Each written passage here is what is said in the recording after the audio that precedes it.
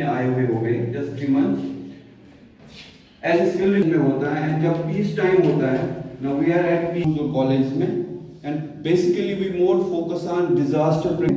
तो आजकल जैसे ध्यानचंद जी ने बताया कि ड्रग एडिक्शन है, और मेरा सबसे ज़्यादा जो अहम टॉपिक है, हम लोग आजकल इंटरनेट और टेक्नोलॉजी एडिक्शन पे ज़्यादा बात करते हैं, बिकॉज स्टडीज़ कहती है कि कमिंग टाइम में it's worse than drug addiction, mobile addiction and internet addiction.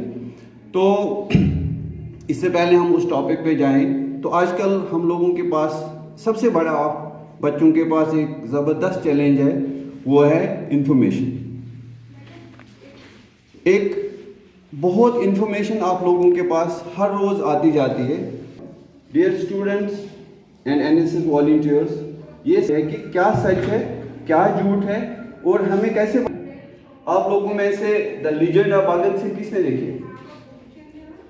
Movie legend देखी है? पुरानी वाली, ओल्ड वन, 40 साल पहले जब भी कोई इंडिया के पोस्टर लगाना शुरू हो गए, मैगजीन आ गई, और आप you are born students with technology, तो आज आपके पास ज़्यादा चैनल मिलेंगे, ठीक है। आईटी टेक्नोलॉजी में आपके पास इतनी इंफॉर्मेशन है, तो आपके लिए ये सबसे बड़ा चैलेंज है।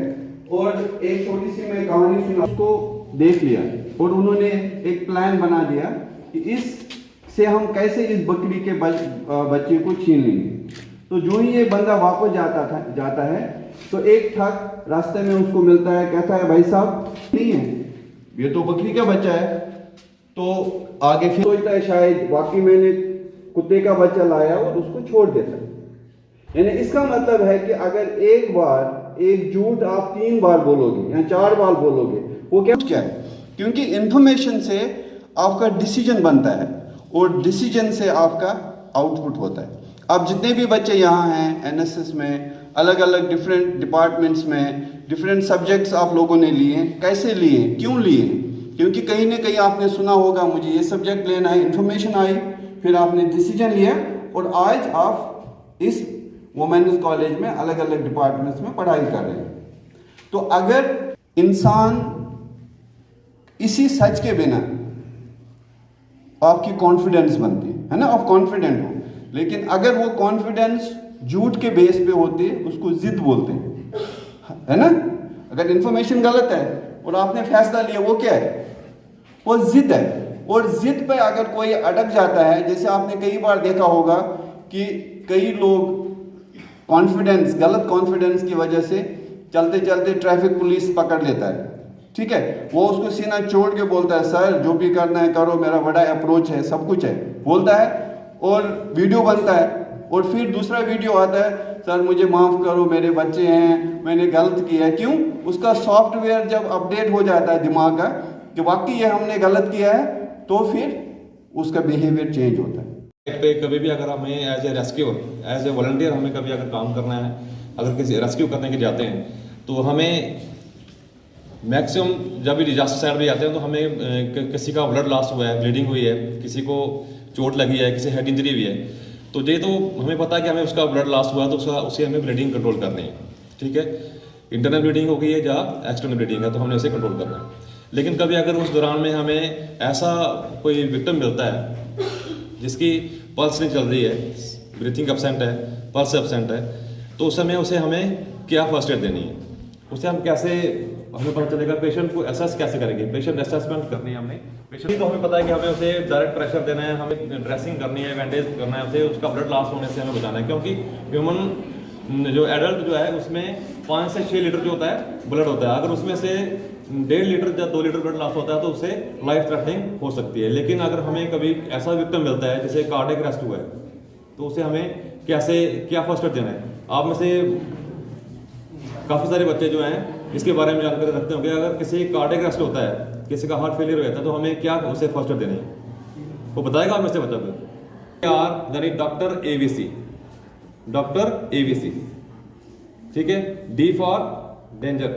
हमने देखना अगर हमें कोई विक्टिम मिलेगा, कोई डिजास्टर साइड पे कहीं जाते हैं, कोई अर्थक्वेक की वजह से बिल्डिंग कोलैप्स हुई है, तो हमें अगर वहाँ से विक्टिम को पहले बाहर निकालना है, डेंजर प्लेस से वहाँ से बाहर लाना है, ठीक है। और दूसरा उसका रिस्पॉन्स चेक करना है। रिस्पॉन्स चेक करने के लिए क्या करना है हमने, उसके ये जो कॉलर बोन है पेनफुल या अनकॉन्शियस है, अगर वो अनकॉन्शियस है तो हमने उसका क्या करना है, हमने उसकी पल्स चेक करनी है। तो उसमें हमने सबसे पहले क्या करेंगे, A B C एयर को ओपन, ठीक है, हेड को टिल्ट किया और चिन को लिफ्ट किया हमने, और उसका एयर को ओपन करना है, देखना है कि इसके टंग फोल्ड तो नहीं है, टीथ वगैरह टूट गए तो इसको एयर ब्लॉकेज तो नहीं है, एयर ब्लॉक नहीं हुआ, ठीक है। उसके बाद हमने इसकी क्या करनी है, ब्रीथिंग चेक करनी है। ब्रीथिंग चेक कैसे करेंगे, ब्रीथ कैसे चेक करेंगे इसकी, LR मेथड से, लुक लिसन फील। देखना कहां हमें, चेस्ट के राइट हैंड पार्ट पे, ठीक है। लुक लिसन सुनना है उसकी सांस की आवाज को, और फील करना है उसकी सांस की गर्माहट को अपनी चीख पे, ठीक है। उसका जैसे आपके सामने सर कर बता रहे हैं, LR मेथड से हमने क्या करना है, इसका ब्रीथिंग चेक करनी है। उसके बाद हमने सर्कुलेशन चेक करनी है। सर्कुलेशन के लिए क्या करेंगे, हम पल्स चेक करते हैं। अगर पेशेंट कॉन्शियस है, विक्टिम कॉन्शियस है, तो हम क्या करेंगे, उसकी रेडियल पल्स चेक करते हैं। लेकिन अगर अनकॉन्शियस है तो हमने कौन सी पल्स चेक करनी है, उसकी कैरोटिड पल्स, जो कि बिल्कुल दिमाग के ब्रेन के नजदीक होती है, नियरेस्ट जो होती है पल्स, उसे करेंगे कैरोटिड पल्स, ठीक है। जहां पे हमने होल्ड कितनी देर करना है, 5 सेकंड तक।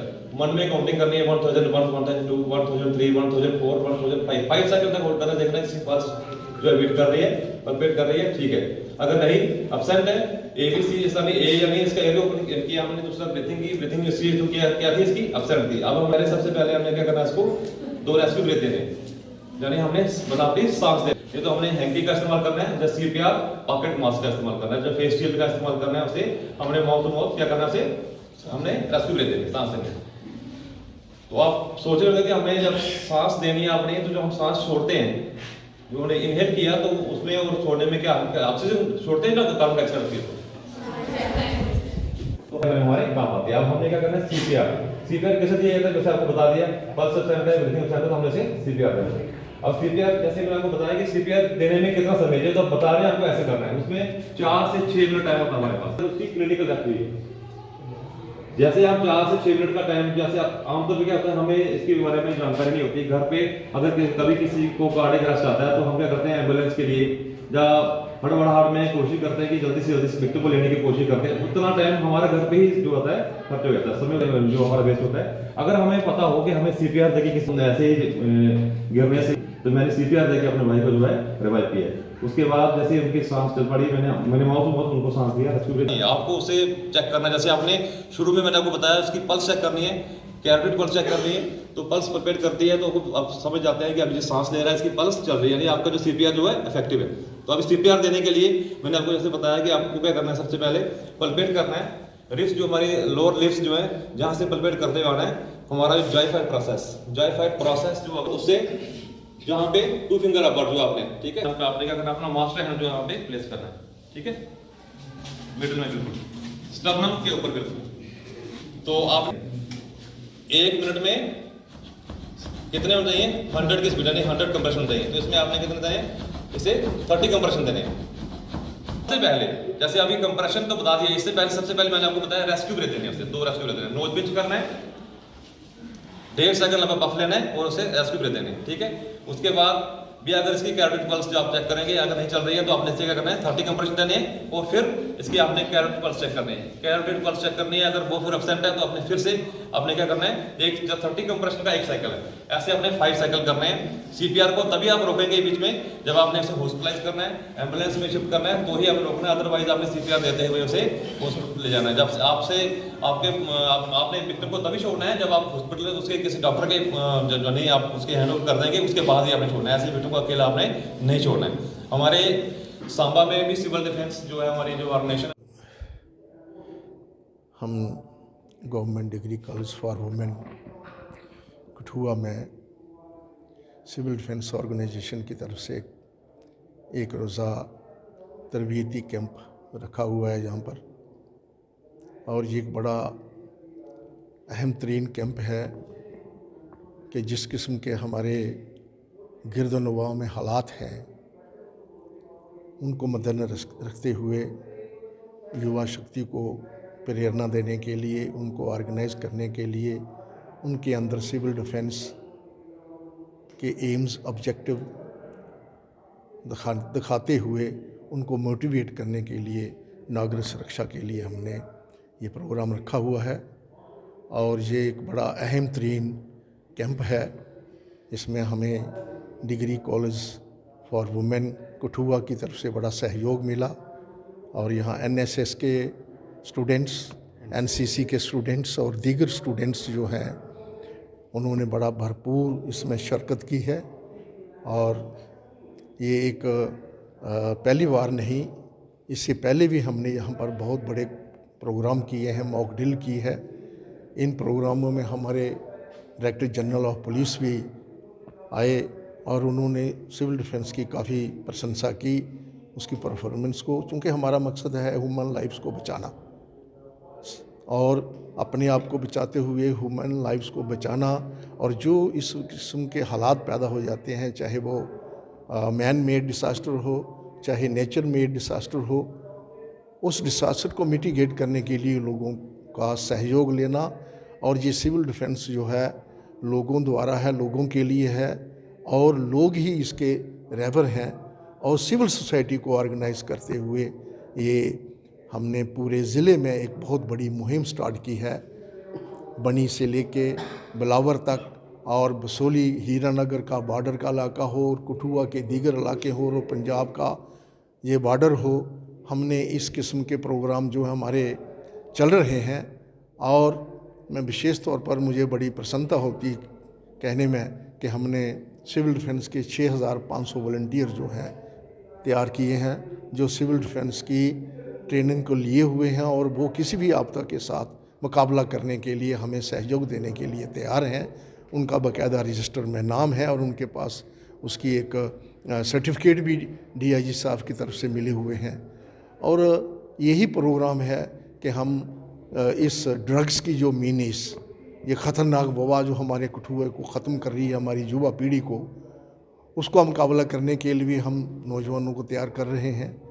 और ये पैगाम जो है मीडिया द्वारा लोगों तक पहुँचे और लोग जो हैं इस बात को रियलाइज़ करें कि जीवन को सुंदर और खूबसूरत बनाने के लिए हमें बच्चों को प्रेरणा देनी है, अच्छी सोसाइटी में बैठें, अच्छे संस्कार लें, धार्मिक स्थानों पर जाएं और अच्छे प्रेरणा लेके अपने जीवन को अच्छा एक खूबसूरत बनाया। ये हमारा मिशन है, यही हमारा प्रोग्राम है।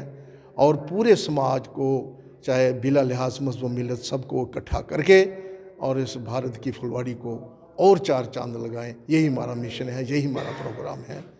इन्हीं शब्दों के साथ मेरे साथ कपिल शर्मा जी आए हैं, हमारे डिवीजन वार्डन साहब, और बारामूला के chief warden doctor Anayat Mir भी यहाँ पर तशरीफ़ लाए हैं। हमारा बहुत बढ़िया सक्सेसफुल कैंप है ये।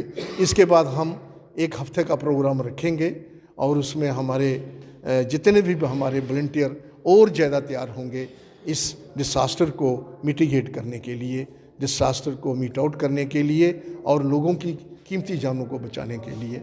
मैं दोबारा मीडिया का बेहद मशकूर हूँ जिन्होंने हमारे जज्बात को सुना और आवाम तक पहुँचाया। इन्हीं शब्दों के साथ जय हिंद, जय भारत।